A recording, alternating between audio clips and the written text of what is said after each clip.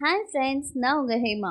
இன்றைக்கி நம்ம என்ன ரெசிபி பார்க்க போகிறோன்னா, ப்ரான் பீஸ் கிரேவி தான் நம்ம செய்ய போகிறோம். ஸோ அதுக்கு தேவையான இன்க்ரீடியன்ட்ஸ் என்னென்னு பார்த்துட்டு வந்துடலாமா? இதுக்கு தேவையான இன்க்ரீடியன்ட்ஸ்: பெரிய வெங்காயம் நல்லா சாப் பண்ணி எடுத்து வச்சுருக்கேன்.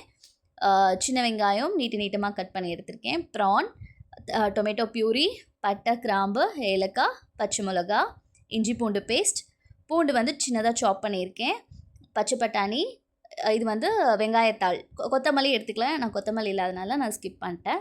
இப்போது அதுக்கு தேவையான மசாலா: மஞ்சத்தூள், மிளகாய்த்தூள், உப்பு, கரம் மசாலா, மல்லித்தூள். இதை இப்போ எப்படி செய்கிறதுன்னு வந்து பார்த்துட்டு வந்துடலாமா? ஒரு பேனில் குக்கிங் ஆயில் ஊற்றிருக்கேன். அதில் கொஞ்சம் நல்லெண்ணெய் ஆட் பண்ணிக்கிறேன். ஏன்னா ப்ரான் சூடு இல்லையா, அதனால் கொஞ்சம் நல்லெண்ணெய் ஆட் பண்ணிவிட்டு பட்டை, கிராம்பு, ஏலக்காய், பச்சை மிளகாய் போட்டுக்கலாம். அப்புறம் நம்ம சாப் பண்ணி வச்சுருக்க பெரிய வெங்காயம், சின்ன வெங்காயம் எல்லாம் போட்டு நல்லா வதக்கி எடுத்துக்க போகிறோம்.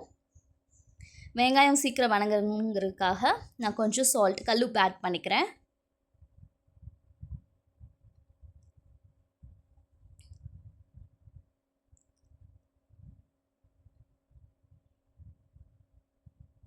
வெங்காயம் நல்லா வணங்கிடுச்சு. இப்போ இந்த ஸ்டேஜில் நான் வந்து ஜிஞ்சர் கார்லிக் பேஸ்ட், இஞ்சி பூண்டு விழுது போட்டுக்கிறேன்.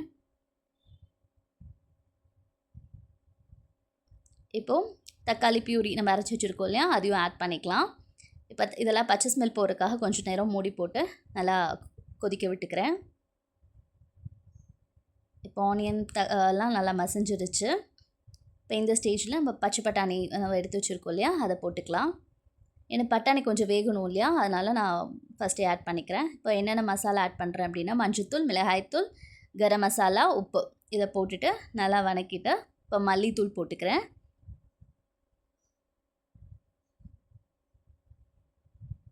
இப்போ நம்ம நறுக்கி வச்சுருக்கிற பூண்டு, எனக்கு கொஞ்சம் கிரேவி வேணுங்கிறதுக்காக நான் வாட்டர் ஆட் பண்ணிக்கிறேன். நீங்கள் பிரட்டி எடுக்கிறதா இருந்தால் வாட்டரை ஸ்கிப் பண்ணிக்கலாம்.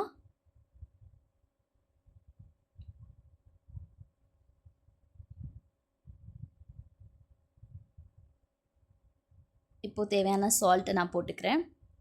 இது ப்ரானோட நம்ம பட்டாணி சேர்த்து சாப்பிடும்போது டேஸ்ட் நல்லாயிருக்கும். இது வந்து நாட்டு பட்டாணி இருக்கு இல்லையா, அது. இப்போ பட்டாணி நல்லா வெந்துருச்சு. இந்த ஸ்டேஜில் நம்ம ப்ரான் போட்டுக்கலாம்.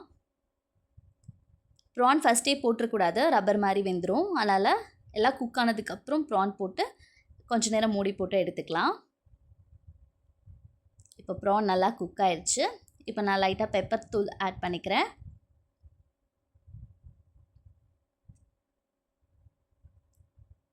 ஃபைனலாக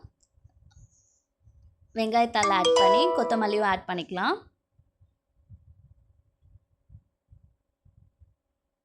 இப்போ ப்ரான் நல்லா வெந்துருச்சு. நம்மளோட ப்ரான் பீஸ் கிரேவி ரெடி.